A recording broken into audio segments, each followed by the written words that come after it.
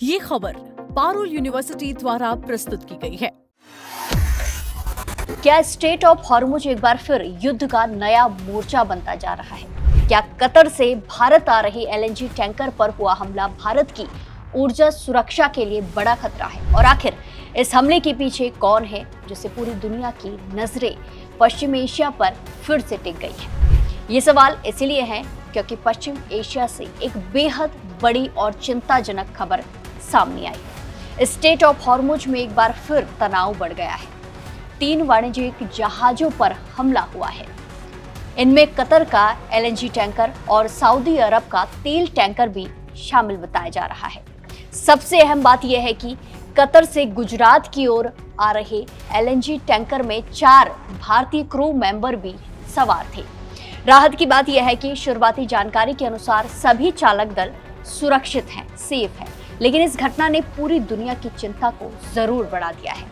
दरअसल ये हमला ऐसे समय में हुआ है जब पश्चिम एशिया में हालात सामान्य होने की उम्मीद जताई जा रही थी, लेकिन अचानक हुए इन हमलों ने फिर से तनाव को बढ़ा दिया है। रिपोर्ट्स के मुताबिक ओमान के तट के पास स्ट्रेट ऑफ हॉर्मुज से गुजर रहे एलएनजी टैंकर पर हमला हुआ। जहाज ने तुरंत मदद की गुहार लगा दी। हमले के बाद जहाज के इंजन रूम में आग लग जाती है और टैंकर को नुकसान पहुंचा। हालांकि समय रहते आग पर काबू पाने की पूरी कोशिश की गई और चालक दल को सुरक्षित बचाया गया। इसी दौरान सऊदी अरब के झंडे वाले एक बड़े तेल टैंकर को भी निशाना बनाया गया है, टारगेट किया गया है। इसके अलावा एक तीसरे जहाज पर भी हमला हुआ है। ब्रिटेन की मैरीटाइम ट्रेड ऑपरेशन एजेंसी के अनुसार तीनों घटनाएं ओमान के लिम्हा इलाके के आसपास हुई है। बताया जा रहा है कि एक जहाज पर ड्रोन से हमला हुआ, जबकि दूसरे जहाज को प्रोजेक्टाइल यानी कि किसी हथियार से निशाना बनाया, उसे टारगेट किया। अब सबसे बड़ा सवाल यह है कि आखिर इन हमलों के पीछे कौन है? अभी तक किसी संगठन या देश ने इस हमले की जिम्मेदारी नहीं ली है, लेकिन कतर ने सीधे तौर पर ईरान पर शक जताया है। वहीं एक अमेरिकी अधिकारी ने भी दावा किया है कि ईरान ने 2 वाणिज्यिक जहाजों को निशाना बनाया। हालांकि तेहरान की ओर से इस पर कोई आधिकारिक प्रतिक्रिया, आधिकारिक बयान या ट्वीट या पोस्ट नहीं आई है। कुछ रिपोर्ट्स में यह भी कहा गया है कि ईरान के रिवॉल्यूशनरी गार्ड पर इन हमलों का शक है। दावा किया जा रहा है कि जलमार्ग से गुजर रहे जहाजों पर मिसाइलें दागी गई।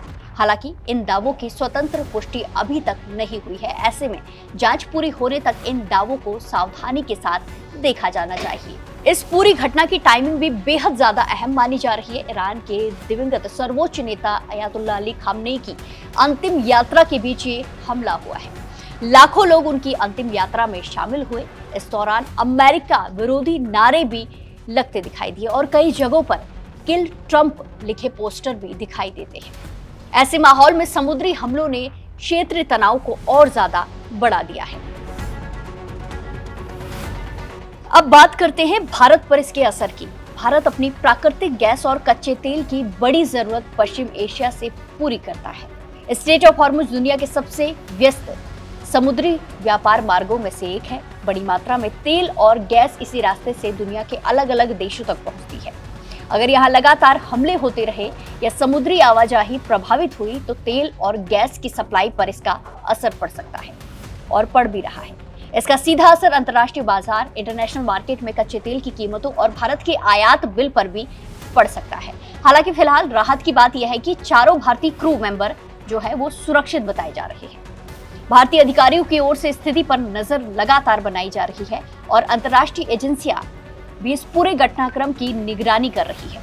ये सिर्फ 3 जहाजों पर हमला भर नहीं है, ये 3 जहाजों पर हमले की खबर नहीं है। ये दुनिया की सबसे महत्वपूर्ण समुद्री व्यापारिक लाइफलाइन की सुरक्षा से जुड़ा एक मामला है। अगर स्ट्रेट ऑफ हॉर्मुज में तनाव लगातार बढ़ता है तो इसका असर केवल पश्चिम एशिया तक सीमित नहीं रहता है, जैसा आए दिन बताते हम आ रहे हैं। तेल की कीमतें बढ़ती है, समुद्र बीमा महंगा हो जाता है और वैश्विक सप्लाई चेन प्रभावित हो सकती है। इसी के साथ भारत जैसे आयात पर निर्भर देशों को आर्थिक दबाव भी झेलना पड़ सकता है, महंगाई बढ़ सकती है। इसी के साथ ही एक बड़ा सवाल अब ये उठ रहा है कि क्या ये हमला क्षेत्रीय संघर्ष के नए दौर की शुरुआत है या फिर ये एक अलग थलग घटना है?